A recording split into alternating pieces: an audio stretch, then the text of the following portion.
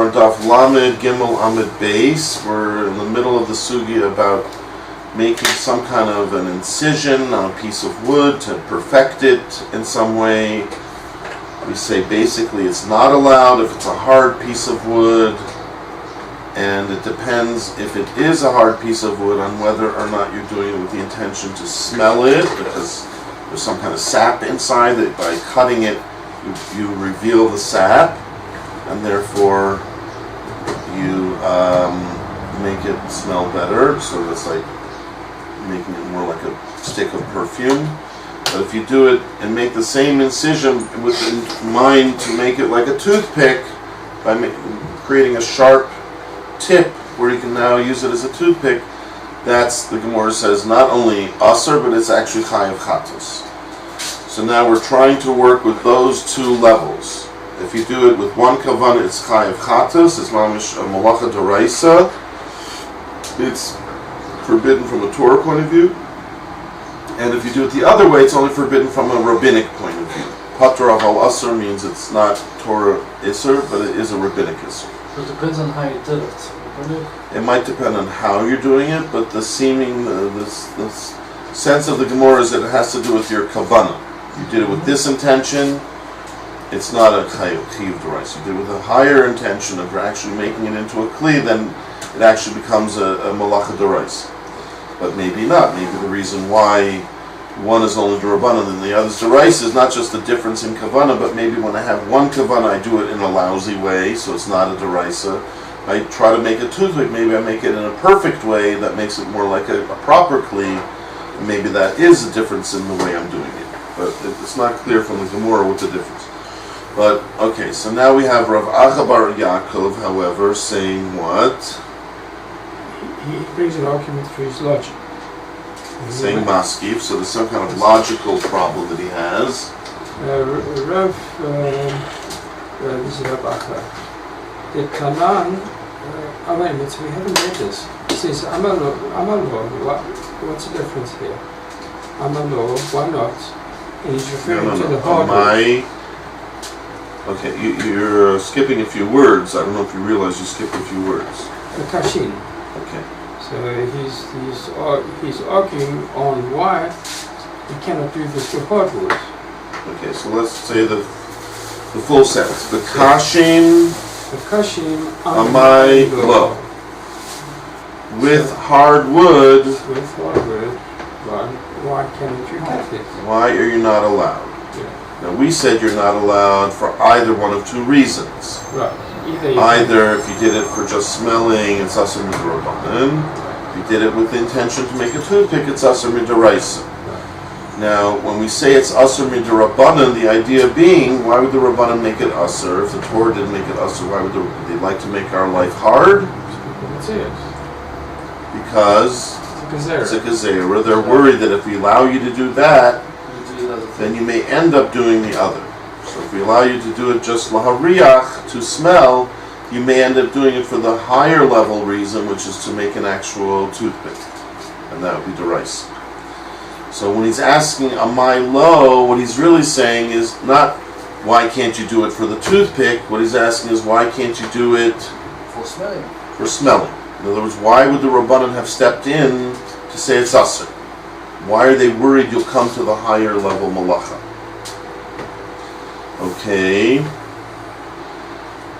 Now he thinks there's no reason to make a gezerah, because in his mind the only difference between one case and the other is what? Is kavanah. Yeah. So in his mind, this ends up being a case of if you have kavanah A, it's mutter, but we don't want you to do that because you might end up having kavanah B. So he's questioning that in logic. Is that really true? Why? Why would we do that? Why would we be worried that you're going to switch your kavanah? So that's what he wants to discuss. Now, even though it's a maskif and he's asking from logic, which seems to be like a question unto itself, but then he right away defers to a Mishnah, so it's almost like an Esvei or Meisvei, where he's really asking from the Mishnah. But he does it in two stages. First of all, why not? As if logically you have to agree with me, it doesn't make sense. And then he says, and by the way, what's the difference between this case and the other case? So it's almost as if he's asking from the Mishnah directly, but it's two steps, seemingly. First of all, it doesn't make sense. Second of all, then even if you tell me it does make sense, how is it different from this case of the Mishnah? Okay, let's keep going then.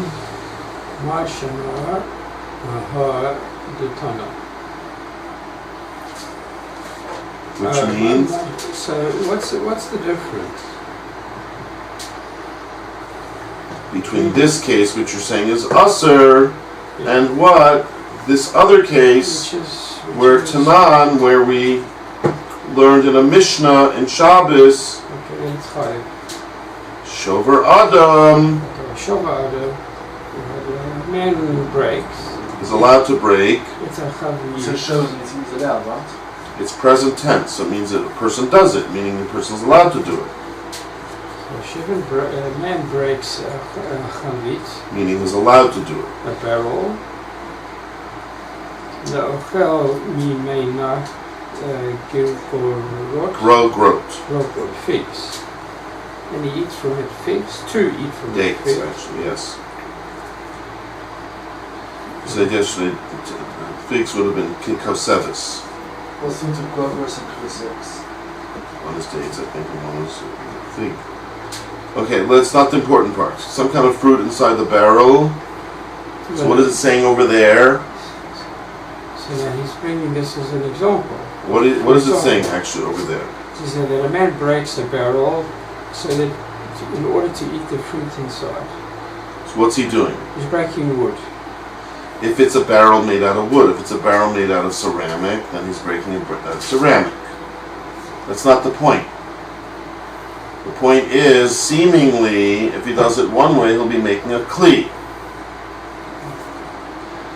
That has to be the comparison, because we're talking about a case of I'm cutting a piece of wood that if I do it with one intention, it's not a kli, and if I do it with a different intention, it is a kli, and we're going to make a gezerah, don't do one because of the other. So he's saying, but wait a minute, over here we don't do that. Here we're letting you break it one way that's not a kli, as long as what? Ubilvad. Ubilvad. Ubilvad shelo Yitkaven. la'asot kli. But you don't have the intention of making a kli. Right. So it sounds like if I do it with one intention, it's mutter. If I do it with a different intention, it's asr. Now here the two intentions here are actually breaking it to get to the fruit and breaking it to get to make a kli. I need an open barrel. I need a barrel to work with. Who would do that? Who would do that? In those days, they were short of barrels. So if I had a barrel full of fruit, I might be happy as I'm cutting it open that I'm actually I'm going to end up with a new barrel that I can use. Once I empty it out of all the dates, I'm going to be able to use it for the honey. Nobody had plastic bubbles or... There's no plastic in those days.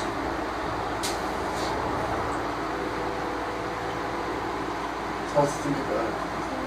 It's hard to think about it. What is hard to think about? No plastic. Hard to think about no plastic in the world? Yeah. Okay, well, I think you should spend some time thinking about that because you have to really realize that a lot of things in our modern world did not exist in the ancient world. There were no cars. I didn't even have plastic. There were no telephones. There were no microwaves. There was not even plastic There was no electricity.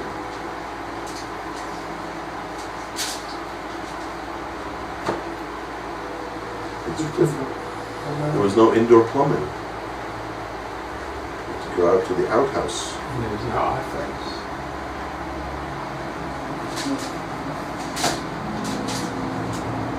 Things we take for granted today did not exist in the ancient world. If you get transported back in time, you'll be in trouble, right? Yes. Okay, let's try to get back on track here to the subject that we're dealing with. What does Rav Acha braid Rav Yaakov's? What is his whole point over here? He's trying to prove that what? If you have a kavanah to eat the fruit, they have a kavanah to eat to create a kli. Yeah. Well, you're not saying a statement. You're saying if this, if that. Right. That's not saying what he's trying to prove. What is he trying to prove? That there's no difference. There is a difference. It says do this, and as long as you don't do that. There's a big difference. What are you talking about? He says, Marshana, what's the difference? He's trying to say, our case, we have a piece of wood, and I want to cut off the end and smell it. Or I want to cut off the end and make a toothpick. What have we said till now? Don't cut it and smell it. More they should come to make a toothpick. Don't do either, because even though only one is a Asr Deraisa, we don't want you to do the other, the one that's Derabanan, because it may end up being a Deraisa, right? Here he's giving you also. Can you go slowly? Okay. Now, we're talking, start with the piece of wood, right? That's our whole suya, is the piece of wood. And what have we said about the piece of wood? The piece of wood is if you cut it, you smell it, it's asur. Reports about asur, right? It's Asr Midrabanan. Not Asur. of all Asr, it's Asr Midrabanan. But if you cut it to make a toothpick, you chayav cut it. Yes. Now, you have to say one more thing about that. You can't just say that part. You have to say... Because the one is making a kli, and the one is not making Okay, a kli. fine. Let's say that's true, okay? But Rav Acha's questioning that. Yeah. He's saying, is that really true? Do we really do such a thing? Why should it be Asr, he's asking. Amaylo. Amaylo means, why not? Why not? What does it mean, why not? We're going to do it. Why can't they do what? Which part is he asking We're on? going to do A. Which is, why can't I Cut it and smell it. cut it and smell it? Which you admit is not Deraisa, but you're telling me I can't do it anyways because you're afraid if I do it, I'll come to do the Deraisa. Yes. But what's the big difference? One is the Kavanah, and without the Kavanah. So what you're really saying to me is don't do it with the right Kavanah because you may end up coming to do it with the wrong Kavanah. Okay? Even if it's Uh-huh. wrong kabbalah, it's still not good. What? You're going to cut it with a toothpick when you decide that Cut a toothpick. Yeah, what? you decide you're going to smell it, so that's a lower level Beitsa. You just said both in the same sentence. Toothpick and smelling. What, are you talking about both at the same time? Or you want to talk about one? One. Which one? Toothpick. So what are you asking about toothpick? If you have in mind you're going to cut it with a toothpick and you decide you're going to use it to smell it, that's So you just now you said you're going to talk about one. Now you're switching back to talking about both. So you're trying to be sly, and you're saying, "What if I change my kavanah in the middle?" Okay, it's a nice question. Write it down. Okay, but it's not our Gemora. First, let's try to understand our Gemora. Okay, you're asking a new question, like a more developed. With a pencil. Change the kabbalah. What if he starts with one kavanah, changes kavanah? Those called the lumdisher shayla. It's a lumdisher shayla, but I'm not even up to that yet. I'm just trying to understand the Gemora. Okay, first step is always understand the Gemora, and then next step you say, oh, but I have a new question that wasn't in the Gemora. What about my question? But I hope that you realize that the question of the Gemora has more precedence than your question, which is I'm not ignoring your question. It's a good question, but it's for like. After we graduate from the Gemora, we can graduate to your question. But first, let's get the Gemora straight. So what is the Gemora saying? Let's just get it straight. Before Rav Acha bar Yaakov, we were saying there's two different cases. One case is where he's taking kashim and he's doing it lahariyach. He's cutting it lahariyach, to smell. And the other case is where he's cutting it in order to make a toothpick. And both are asr, but that's not the point. One is only derais, one is a derais, and one is a derabbanan, right? And our Gemora made the assertion that the one that's the rabbanan is asr the assumption is because if you have a slightly different kavanah, it'll be a deraisa. So we don't want to take that chance. We don't want to take that risk of letting you do the one with the good kavanah, and end up doing the other one with the bad kavanah. Yes. So, right? That's a kind of gezerah. Okay? Like in the first parak. That what? What was the first on one? Yom Tov, we don't allow you to use it the next day, right? Gezerah, what was that place again? Yeah, there are many gezerahs in the Rabbanan, right? We can look here, there, and the other. The Rabbanan are full of gezerahs, right? Where we say, please don't do A because you might come to do B. It's not. I don't think Rav Acha Bar Yaakov is trying to question every gezerah to Rabbanan and say, well, the Rabbanan make gezerahs? No. I don't think they ever make a gezerah. He agrees Rabbanan are full of gezerahs, right? Don't blow shofar on Shabbos. Don't read the Megillah on Shabbos. Those are all gezerahs. Because someone might come to carry the B'shus Rabbah. That's a typical gezerah midrabanan, and everybody agrees, right? That's what it says in Pirkei Avos. Asay siag l'Torah. Make a siag, make a fence around the Torah. That is what the siag is. The gezerah, don't do A because you might come to do B. It's like putting up a fence. There's no one should touch the tree, right? I don't think Rav Acha Bar Yaakov is trying to question that. He knows the Rabbanan make gezerahs all the time. He's questioning this particular kind of gezerah. For some reason, to him, this one doesn't make sense. He's maskif on it. He's saying it doesn't make sense.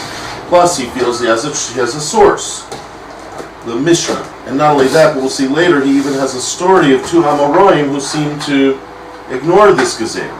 Is it what? I don't hold the gezerah. He's going to bring a story, which the Gemora is going to have to try to figure out what's behind the story. Okay?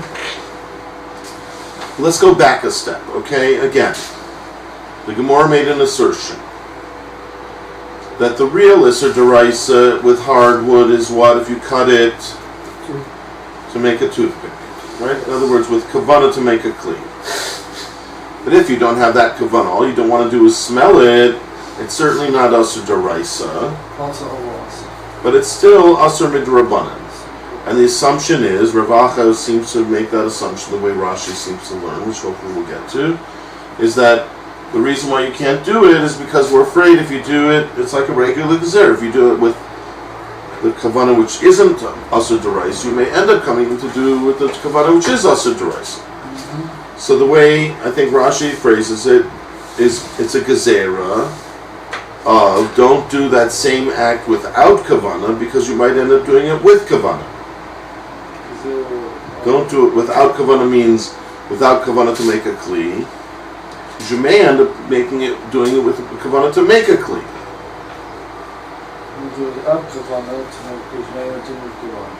Right. Now, even though we keep talking about kavanah lahariach, in our Gemora that's called not kavanah because you're not doing the kavanah of the zasur. So without kavanah to make a kli, what I am doing is lahariach, but that's still called without kavanah. It means without kavanah to make a kli. Okay? Yes. So that's what Rav Acha is trying to question. Do we really make gezerahs, or do the Rabbanan really make gezerahs, at least in this area of halacha, of making a kli, where it's all dependent on kavanah? Do we really say, don't do this action without kavanah, because you may end up doing it with kavanah? That difference between doing an action without kavanah to make a kli, and you want to say it's asur because you may end up coming to do the same action with kavanah to make a kli, that gezerah is what Rav Acha's question. For some reason, he feels this gezerah is not where the Rabbanan would normally want to make a gezerah. Because I guess normally a gezerah d'Rabbanan is don't do action number A because you may end up doing action number B, but not don't do action number A without kavanah because you may end up doing action number B with kavanah. He doesn't feel that makes sense.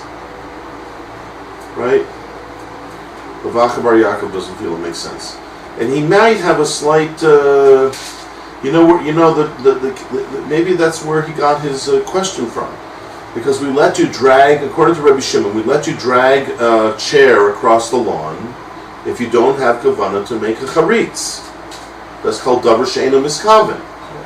Now it's a machlokas Rabbi Shimon and Rabbi Yehuda, two Tanoim, but if you say we pass him like Rabbi Shimon, maybe that's part of his kasha, then you say, look, even though the difference between dragging a chair across the lawn without kavanah to make charitz, and if I drag it with kavanah to make charitz, it will certainly be aser. But you're telling me davar she'eino miskaven is actually mutter, right? It's allowed to drag the chair across the lawn. Well, is this the case of davar she'eino miskaven? Is this the case of davar she'eino miskaven? So it's like kissing cousins, let's call it. It is a case. That's why the lashon that Rashi chooses to use in Rav Acha's kasha is without kavanah and with kavanah. So think of it. Without kavanah, that's another way of saying davar she'eino miskaven. Now, the only difference is, to me, it didn't make sense to compare it to that, because there we all agree that if it's a psik reisha, it's aser, even without kavanah. Here, I thought it was psik reisha, but Shabbatai convinced me that maybe it's not a psik reisha. Because if you do it without kavanah, it's a kind of an action that without kavanah, it's not a kli. So it's not a psik reisha.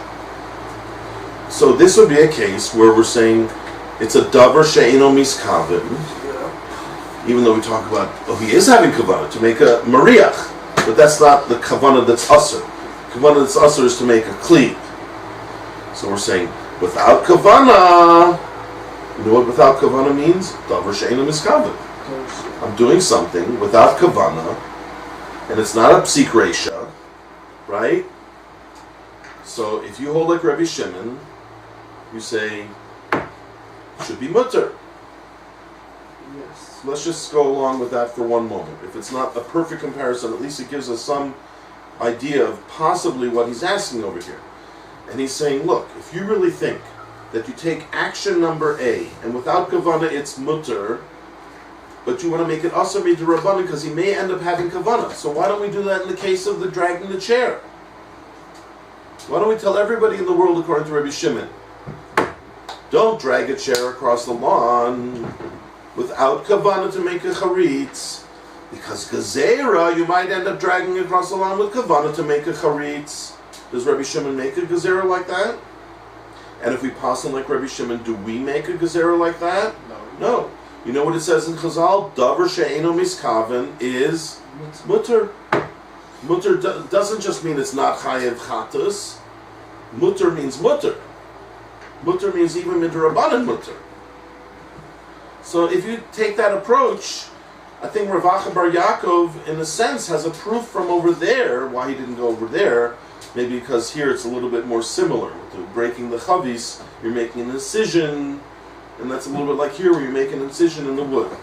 But let's just go with that approach for right now and say, if you take Chazal seriously, which I think we have to, and they're saying, according to Rabbi Shimon, davar she'eino miskaven is mutter. Mutter means there's no gezerah of without kavanah, because maybe you'll have kavanah.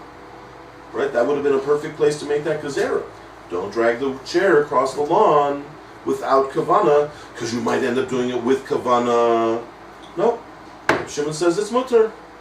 We don't worry that you're going to end up having the wrong kavanah. Yes. So maybe over here also he's trying to say the same exact idea.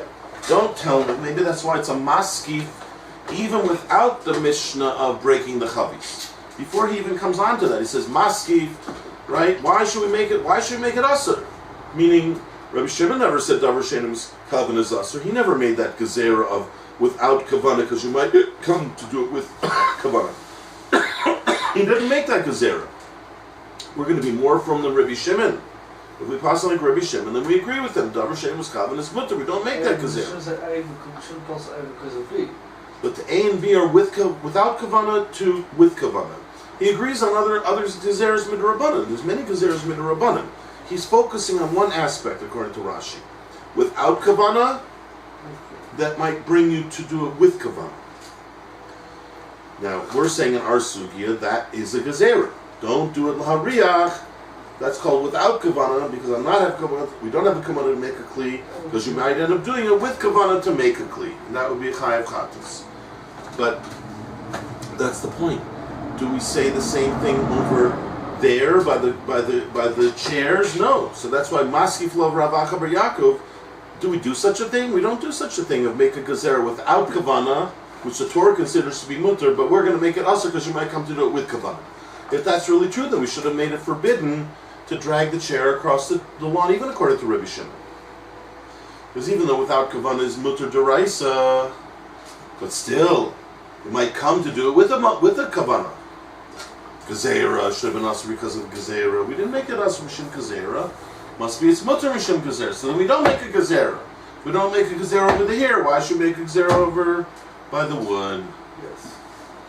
Let's assume that that's part of this kasha. It's the same question. They drag a chair across in case you come to make a groove, right? But no one in their right minds would think about making a groove intentionally. That's what people used to garden. Even today, people garden in their backyard, and people used to even do more than that. They used to farm for food, for real food. So I understand that, but you're not going to take a chair. You might be very happy that there's a groove there.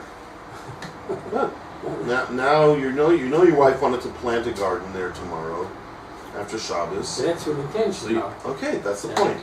Do I say don't do it without kavana? Yeah. Because you may end up doing it with kavana.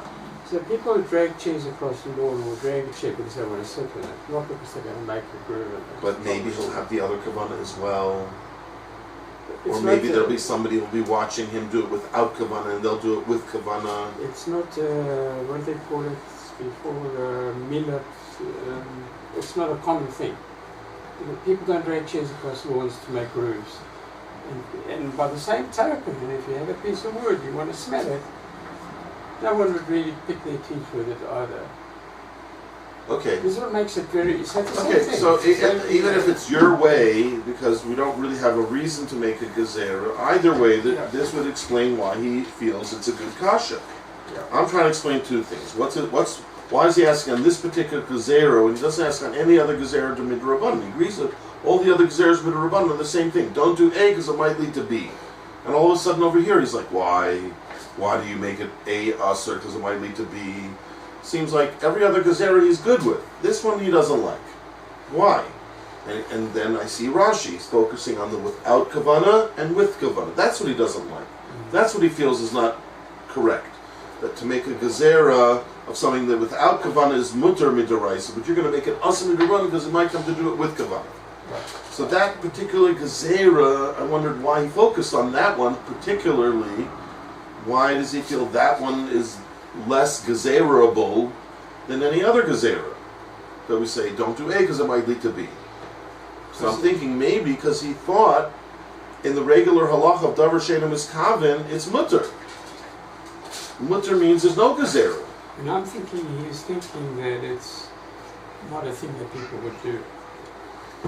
Okay, maybe you're right. It's more common sense, you know. And when it smells a piece of wood, all right, just cut a piece of wood. You're going to pick your teeth with it? No, I'm going to pick my teeth with this. You drag a chair across the lawn, you make grooves. I don't need grooves. Why would I need grooves? I mean, I want to sit on the chair. It's a okay, but thing. First of all, the gezerahs are always, I think, in two directions. The person himself might switch to the other kavanah, but also other people who see you doing an action might end up thinking it's mutter for them to do it their way. Yeah, but no one would think of making furrows if you're dragging a chair across there. They're not going to plow their field with a chair. It's not possible. They're not going to go out and plow their field with a chair. They may end up doing, they know their wife wants to plant flowers there tomorrow. They might say, okay, you know what, I'm very happy if it makes a furrow, because I won't have to, tomorrow I can tell my wife it's already done. I think that's the people that are looking to grow marijuana in the garden. Right, so we'll switch from tomatoes to marijuana. Fine. Now I hear your point. It's in California. I just don't see it as a common.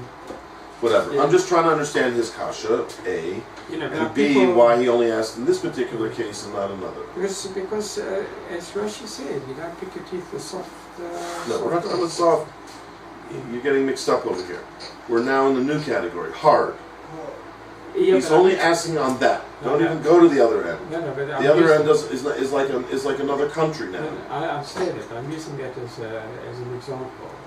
Fine. You don't pick your teeth with soft. You don't cut wood, hardwood to pick your teeth with it.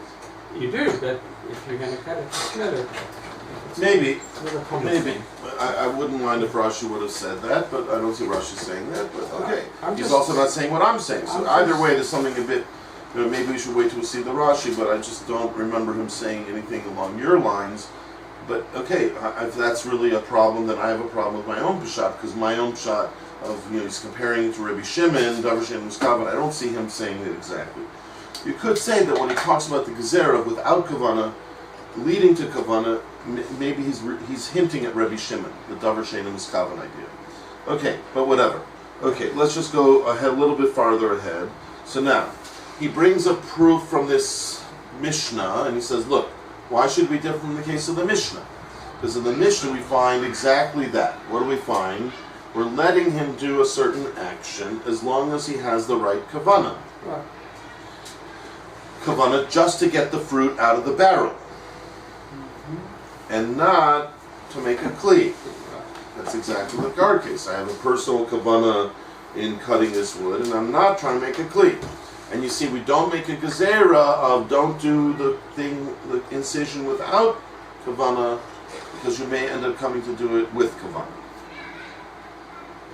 That's what it says, exactly what it says in the Mishnah. As long as you don't have kavanah. But we see, we're letting you do it if you don't have the bad kavanah. Meaning we don't make a gezerah that you might come to have the We need some water? Not right now. I'd like to finish So, this. We can get a little bit farther. In this example that he gives with the barrel, I'm just giving the example of the barrel. What is it? Why is he bringing this example? Because it's exactly parallel to our case. We're letting you do an incision without kavanah to make it into a kli, Yeah. and we're stipulating as long as you don't have the wrong kavanah. But why don't we make a gezerah? Don't just rely on his good faith that he promises not to have the wrong kavanah. You're telling me that I don't rely on that. I make an action without kavanah asr because it may lead to the action with kavanah. So if that would be true, you should have done the same thing here. Don't make an incision into this barrel, even without kavanah making it into a kli, because we should make a gezerah that might lead to making an incision with kavanah into making it into a kli. It's interesting because very often, and it happens at home, you have the ice cream from those plastic dishes, and your intention is to eat the ice cream. You finish it, and my wife would say, "Don't throw it away. I'm going to use it to restore something in it." Right. So she didn't have that kavanah before the action, but certainly after the action, she sees it as a. I can see that happening actually because it happens a lot. Don't finish it, I'm going to put a candle in it or something. I'm going to put the knives and forks in it or something. So I can't see that happening. So again, this is a kind of a place where, in the case of the wood, we said you're not allowed to do action A without kavanah because it might come to do that same action with kavanah. But he's saying, look, I don't really believe that that's true because I found a case where we're letting you do this action, an incision into a barrel, as long as you have good kavanah, and we're not worried, and we actually stipulate, as long as you don't have the bad kavanah, we're not worried you're going to come to do that bad kavanah. Why not? We should make a gezerah. Why don't we make a gezerah over there? That's what he's wondering. Right. Well, more about the actual end result, but about having. It says specifically, we're letting you do this as long as you don't have the wrong kavanah. According to Rav Acha, why should we just tell you, please don't have the wrong kavanah? We should actually make it forbidden because we should be afraid you're going to come to the wrong kavanah. Shouldn't just leave it up to you to say, oh, yes, I'll be careful. If we're really going to do that, then why don't we do that here?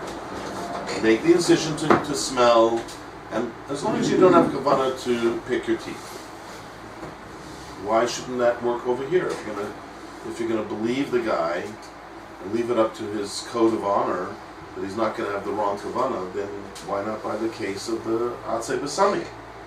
Let him cut it, la riach, And you tell him, as long as he doesn't have kavana to make a kli, to make a toothpick, let him do it with a promise that he'll be okay, that he'll be careful.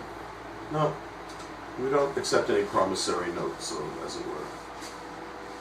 He has to actually refrain from the action that he wanted to do, because we're afraid if he does that, he'll end up doing the wrong kavana. If we're really going to do that, why don't we do that with the barrel? Don't let him open it at all.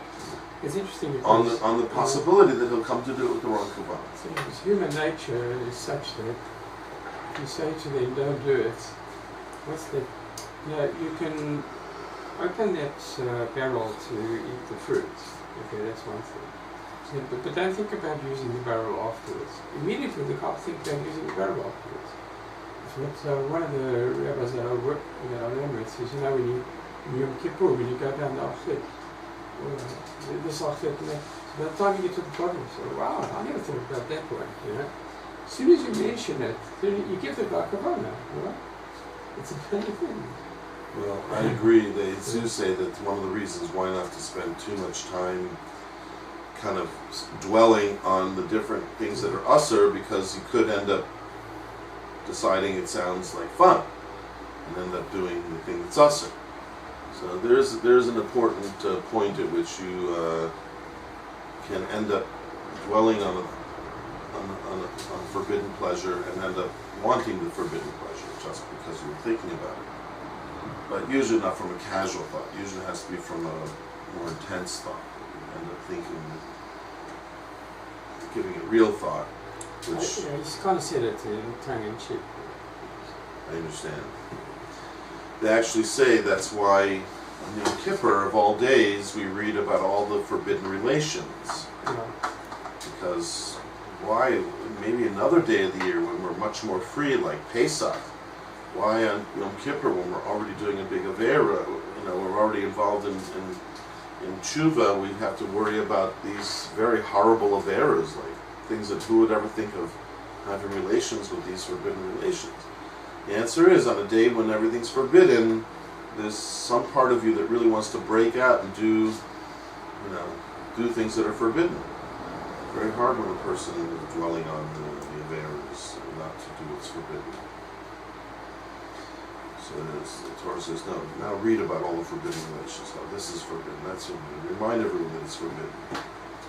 Anyways, okay, so let's get back to the point over here. What's the point of our Gemora? The Gemora before Rav Acha was saying you can't do this action of cutting the wood, even if your kavana is a good kavana, to smell the wood, because you may end up coming to do the other one, which is Asur D'Oraisa, which is a chiyuv chatas of trying to make the toothpick, trying to make the kli. Comes along Rav Acha Bar Yaakov and says, well, I don't think we make gezeras like that, because first of all, it doesn't make sense. And the way I'm explaining it, because we already know that we don't make gezeras without kavana, because you might come to do it with kavana. If so, then davar she'ein muskaven should be asur. But even more specifically, I found a Mishnah which mamish talks to our case of making an incision without kavana to make a kli, and you see they let you do it over there by the barrel. They let you make the incision without kavana to make a kli, and they specifically tell you, but please be careful, don't do with kavana to make a kli. So why over there do they trust you to refrain from the kavana to make a kli? And by our case of the piece of wood, we're not trusting you to, and we're telling you there's a gezerah. Okay? What about case of the wood is not telling us to stop doing because of gezerah? We said not to do it even with the good kavana, la riachbo, because you might end up doing it with a bad kavana.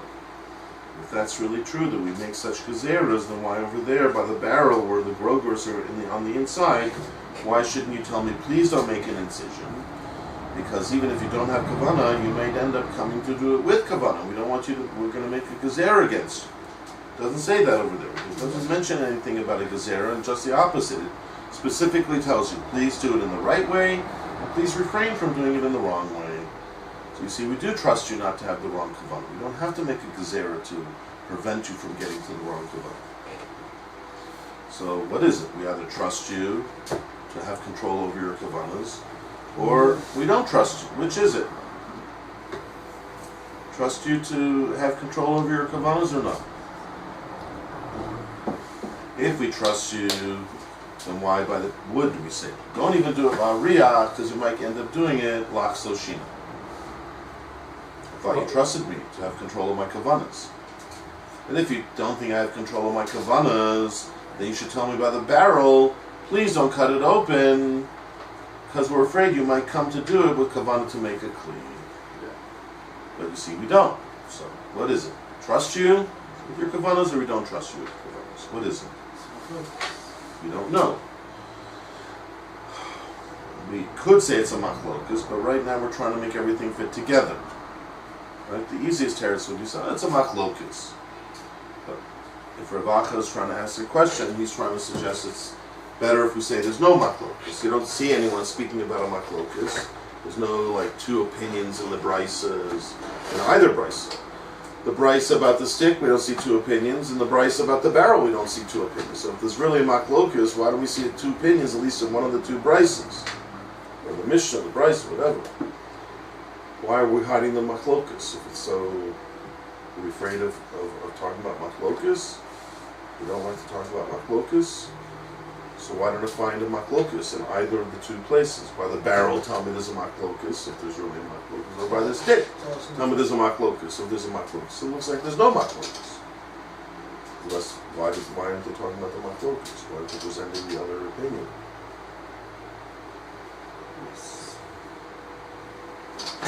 So Rav Acha doesn't want to say there's a machlokas. He'd rather say we made a serious mistake. Maybe we made a mistake. Maybe the Bryces are messed up. Right? We know there's possibilities with Bryces to say there's a bit of a mistake in the Bryces. We can say there's mistakes in the Bryces. Even if we don't really want to say there's mistakes in Mishnayos, we can sometimes say it in Mishnayos as well. But at least in a Bryce, we can certainly say there's mistakes. So maybe that's what he wants. He wants us to agree that there's a mistake in the Bryces. And really there's no gezerah of without kavanah up to the with kavanah. But maybe the Bryces made a mistake. Any event. Okay, so he doesn't stop there. So far, the way I'm learning, he's asking kasha from svora, a maskifla, Milo, and then he's also saying, and by the way, what's the difference with this other bryce? So the Mishnah, which is allowing you to make an incision in the barrel without kavanah for a kli, as long as you don't promise not to have kavanah to make a kli. So we don't make a gezer. And the third proof, the ode. Okay, let me just step out for a minute. What happened? Okay, what happened? The Rabin, two brothers, showed up. Yeah, keep going. To Amri. What does that mean? They both said. Two brothers agreed. Very rare occasion. Keep going.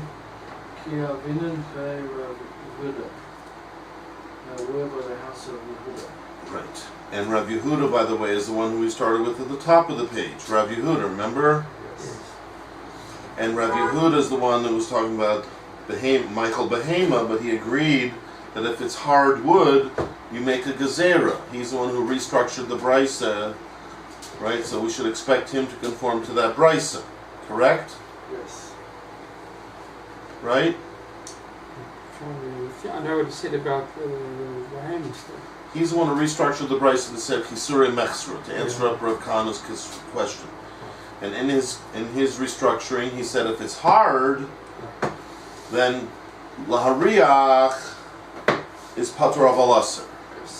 But to make Lachsos Boshinav is Chayiv Chatas. So he's the one who built into that restructured Beitsa Gezerah. Yes. Don't do it Lahariach. Why? Because it might come to do it Lachsos Shina. Don't do it without Kavanah because it might come to do it with Kavanah. And yet look at the story. They showed up at his house and they said, Ki Havinan Be Rav Yehuda. When we were in the house of Rav Yehuda as Orchim, what happened over there? Hava Mafshach. Nafshi. Where are you? I don't think you're reading in the same place I'm reading. We're in there. We didn't read it correctly. Well, please try. There's only 2 more minutes. Hava Mafshach. He was Mafshach. He tore off some of the branches or something like that. Okay? And what? He gave us to. Gave it to us. Alusa. Alusa. Now Rashi is Alusa or Maklos, right? In other words, Rashi is learning that he gave them these sticks. Yes. Basically, Rashi says later, Lahariach. So he seemed to cut them down to the point where you could be Lahariach. Let's take it from that point of view. So he cut off into this wood in order to allow them to smell. I thought there was a gezerah. I thought there was patur of alasar. Yes. What happened to the gezerah? So that's what Rav Acha Bar Yaakov is saying. That there's a story where Rav Yehuda himself allowed them to smell from these things, and it wasn't patur of alasar. It was mutter. Yes. So, Right? yeah. So we have a problem. Keep going. About the L'katata. Denagri v'chatzini. Chazia means what? Seeing. It's fitting. In this case it means it's fitting.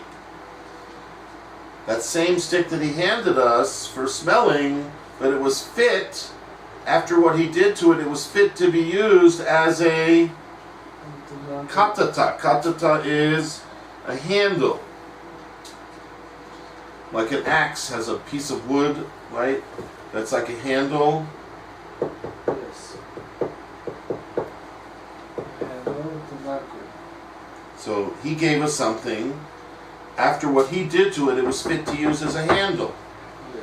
So is it considered like he made a kli? Yes. No, or else it would have been chayav chatas.